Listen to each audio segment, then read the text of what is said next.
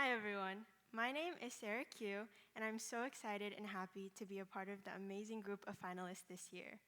My project is called Style Cycle, and it focuses on fighting fast fashion. So here's just a little bit of a brief overview if you want to take a little look at it. Okay, now a little bit about me. I'm a junior from Westover School, and I'm the first finalist for my school. And Westover is an all-girls STEM-focused high school in Connecticut. I board there, but I'm originally from Phoenix, Arizona. But unfortunately, I only go back in the summer when it's 120 degrees, and I feel like I'm being cooked, but it's okay. And being tasked with a climate action project was something that I was a little nervous about to start with, but I have had many leadership opportunities, and I think those have helped me along the way. For one, I have started my own nonprofit that helps facilitate accessibility to underfunded art programs in schools across the US. And starting that has really empowered me and allowed me to realize that even as a young person, I have a big voice, and if I set my mind to something, I can really make change happen. Now, going back to my school, being at an all-girls school means a lot of fashion talk. So I've heard a lot about massive clothing hauls and Shein carts. And throughout my PGC journey, I have been able to understand better about the entirety of the natural world around me, from the different topics each day, but one of my favorite ones has definitely been fashion. There was one extra credit challenge about the movie called The True Cost, where one textile worker named Shima Akhter said, "My daughter will be a good human being, and people will say that even though Shima worked in a garment factory, that she gave good education to her child and raised her as a good human being.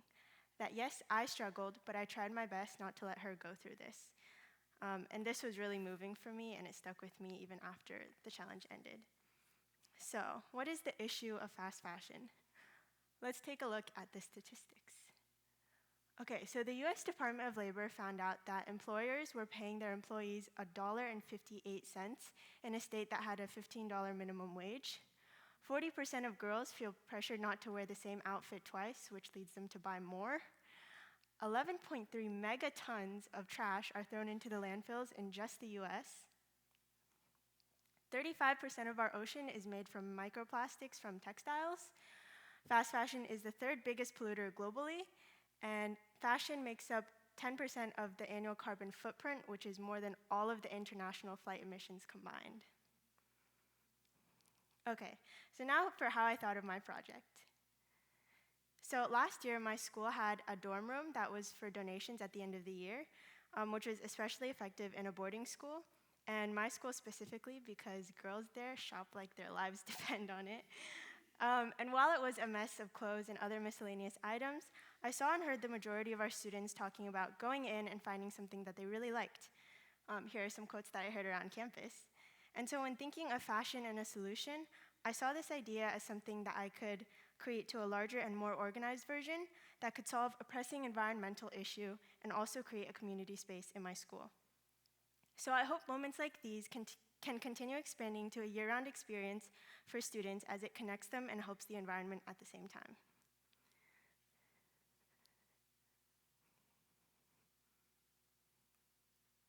Oh, okay.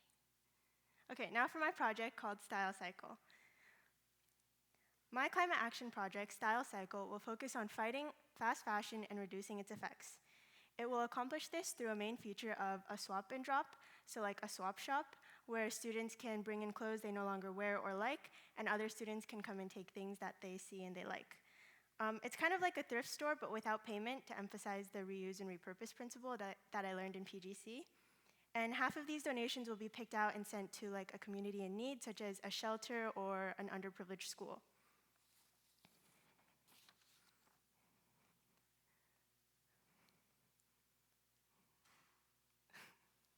Okay, so here are some details of Style Cycle. So the main audience will be students in educational institutions, specifically ones that have residency. The location at my school specifically will be an unused storage room that is accessible by both the dorms and the library. I would propose weekly checks for the space to make sure it's a little bit organized. And important people in my project would be school admin, science teachers, students, local organizations, and also other schools. And I plan to use Instagram and TikTok to raise awareness and create more information around fast fashion.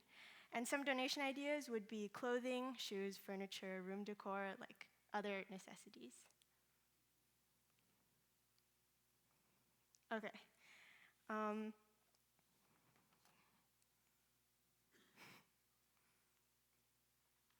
can you go back a slide? Thanks. Okay, so now my key steps and timeline.